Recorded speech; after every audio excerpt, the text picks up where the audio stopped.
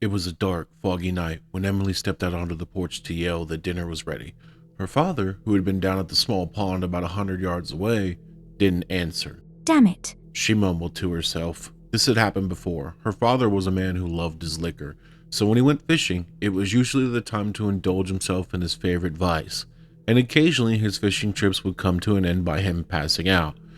He didn't always drink himself to sleep when fishing, but it had happened often enough that it wasn't concerning. But when Emily peered through the darkness and fog down to the pond, she noticed something that did cause her concern. The small lantern that was always lit and mounted onto the front of the small boat could not be seen.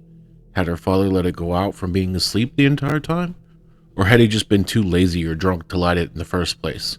How careless, considering he was the first to lecture her on the necessity of keeping the lantern lit. It is imperative that this lantern is always lit when you are on the water. There are things, horrible, nightmarish things in this pond.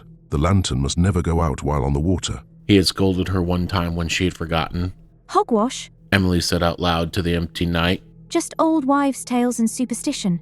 He just fell asleep and let the light go out. She thought to herself. Guess I better go get him. With a huff of annoyance, she grabbed her shawl, wrapped it around herself, and strode out into the night.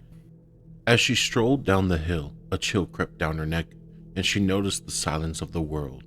No insects chirped, no frogs croaked, no birds twittered among the branches of the forest. It was eerily quiet. She pulled her shawl tighter around her and kept moving forward. She reached the shore and realized that she still could not see the lantern light. She also couldn't hear anything coming from the lake. No oars creaking as the boat rocked, no slap of the waves on the hull, and most disturbing of all, no snoring. Her father was a notorious snorer. There were nights where she'd gotten little to no sleep due to his thunderous snores. She should have been able to hear them loud and clear amidst the silence of the rest of the world. And yet nothing. No snores, no coughing, no movement whatsoever. But what she did notice, which shook her to her very core, were the two eyes, glowing red, looking at her from under the water. And for the first time that night, she felt fear. Deep, guttural fear. Primal fear. She knew that whatever was under the water was a predator, and she naught but prey. Prey that was frozen in place, unable to defend itself, and worst of all, prey that had just fallen into the predator's trap. At that moment, she had several realizations. First, she would most likely not survive the night. Second, she had begun to scream. Third, the beast had launched itself from under the water in the blink of an eye.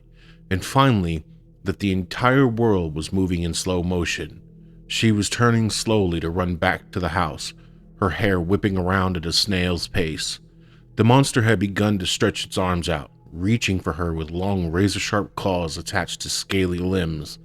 She could see the water droplets spread throughout the air, see the monster's mouth wide open and full of shark-like teeth, water and spit mixing as the creature let out a disturbingly loud, high-pitched shriek. See the red glowing eyes somehow burning brighter than before, as if in anticipation of the meal the creature was about to enjoy.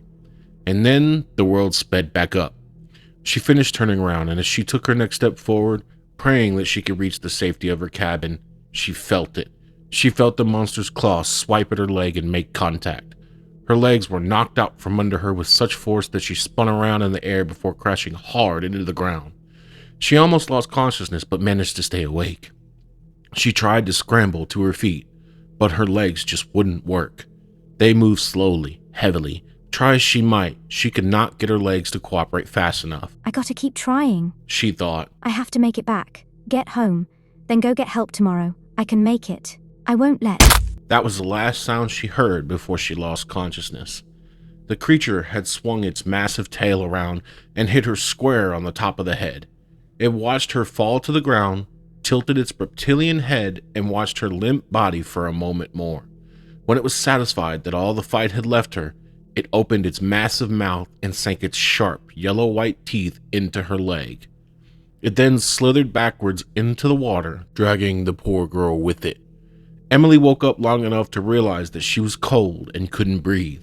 She opened her eyes and looked up as the light faded from above.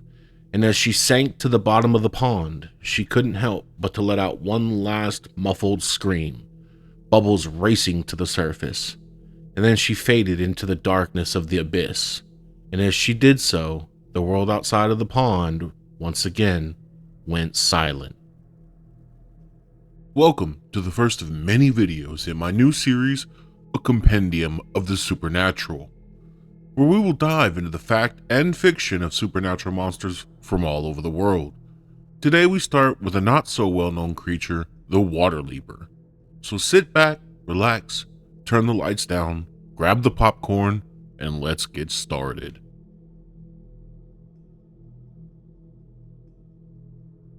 The water leaper, also known as Clamhigan Idur, is a malicious creature from Welsh mythology and folklore that lived in swamps, ponds, rivers, and lakes. It was said to be a giant limbless frog or toad with a bat's membranous wings, sometimes even a bird's feathery wings, and a long reptilian tail with a large stinger at the tip. It uses the wings to glide beneath the water, as well as to soar through the air. It was also said to leap across the water using its wings, hence its name. It hides in lakes and other bodies of water and is carnivorous by nature. Its favorite prey were fish, poor sheep who wandered too close to the water's edge, and even fishermen. It was said that its appearance alone was enough to strike one dead, never mind its venomous stinger or blood-curdling screech. The water leaper was said to shriek, which stunned its prey, leap up from the water, and snap the fishing line of fishermen, dragging the poor soul into the water's abyss, only to be speedily engulfed by a malignant and quite insatiable maw. Its shrieks were said to resemble those of a hawk. Its long, sinuous tail tapered down and ended in a venomous barb. This incredible monster was 3 to 5 feet long, not including its wings or tail. The tail was said to be 7 to 10 feet long, whip-like, and very dangerous. Water leapers plague fresh lakes and rivers. The creatures prey on animals that come to the water's edge to drink, as well as on fishermen that ply their trade in the water leaper's territory. Stories circulate among fishermen of fishing grounds notorious for broken lines and missing bait, and fishermen gave these areas a wide berth for fear of water leapers. Desperate or unwary fishermen who ignore the warnings are never seen again. Drifting, empty boats are the only sign of their passing. Welsh fishermen, especially around Llangwynnin and Llanglas, had to contend with the attention of the troublesome water leaper. Shepherds knew not to let their sheep or dogs near the water's edge, lest the water leaper pounce on them and drag them below. Fish lost to anglers in those lakes are always the work of a water leaper. They are fast and powerful swimmers, and will run away with hook, line, rod, and angler if given the chance. One fisherman's grandfather told of hooking a water leaper, only for it to emit an ear-splitting shriek, and it would have pulled him off the boat had his friend not been with him. These tales of the water leaper were told, with significantly more colorful language, by one Ifan Owen, a trustworthy angler by trade with no reason to exaggerate. The water leaper has appeared in books of folklore and fairy lore for more than 100 years. It has been described and tracked on cryptozoology sites and statted for Dungeons & Dragons and other fantasy games. But one question remains unanswered, apart from the obvious one, is it real? Is it really a creature from folklore, or was it made up one evening in a Welsh pub to make sure that a visiting folklorist kept buying drinks? I first came across this beast in Catherine Briggs' seminal An Encyclopedia of Fairies. Since then, I found mentions in several other scholarly and not-so-scholarly works, but almost always the reference they cite as their source is Briggs, and strangely, and entirely without exception, everything goes back to one book published in 1901. Sir John Rhys was a scholar of Welsh language and lore at a time when Wales was beginning to assert its own identity once more after centuries of failed attempts to anglicize the nation and its people. His book Celtic Folklore, Welsh and Manx, Clarendon Press, London, 1901, was published in 2 volumes, with the story of the water leaper taking up part of a page in volume 2. Here is the account of the water leaper word for word. From Rhys's tone, it seems as though even this scholar of folklore didn't believe it. He seems more enchanted by the storytelling abilities of his sole informant than by the supposed folklore behind the creature. Old Ifan Owen, the fisherman, would preserve the gravity of a saint, however lying might be the tale which he related. Ifan Owen's best stories were about the water spirit, or as he called it, Clamhigan Idur, the water leaper. He had not himself seen the Llangwynnin, but his father had seen it hundreds of times. Many an evening it had prevented him from catching a single fish in Llangwynnin, and when the fisherman got on this theme, his eloquence was apt to become highly polysyllabic in its adjectives. Once in particular, when he had been angling for hours towards the close of the day, without catching anything, he found that something took the fly clean off the hook each time he cast it. After moving from one spot to another on the lake, he fished opposite the Benlin Wen, when something gave his line a frightful pull, and by the gallows I gave another pull, the fisherman used to say. With all the force of my arm, out it came, and up it went off the hook, whilst I turned round to see, as it dashed so against the cliff of Benlin that it blazed like a lightning. He used to add, if that was not the Clamhigan, it must have been the very devil himself. That cliff must be 200 yards at least from the shore. As to his father, he had seen the water spirit many times, and he had also been fishing in the Linglas or Finnon Lass once upon a time, when he hooked a wonderful and fearful monster.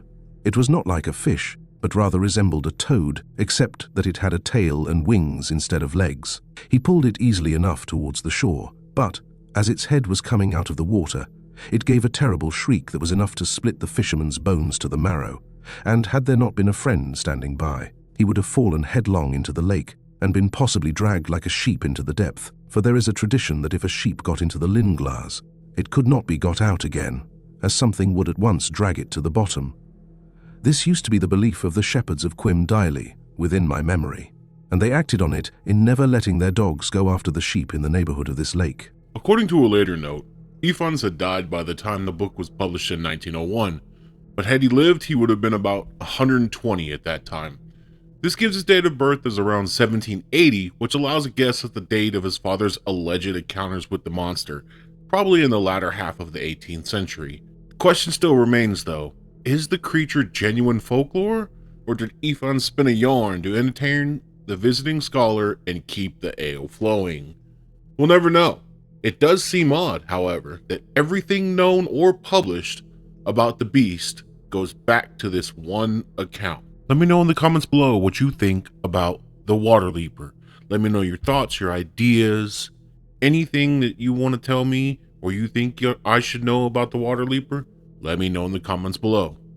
That being said, thank you, and I appreciate you for joining me on this supernatural journey. I hope you'll join me next time. Love y'all. Catch y'all on the flip side.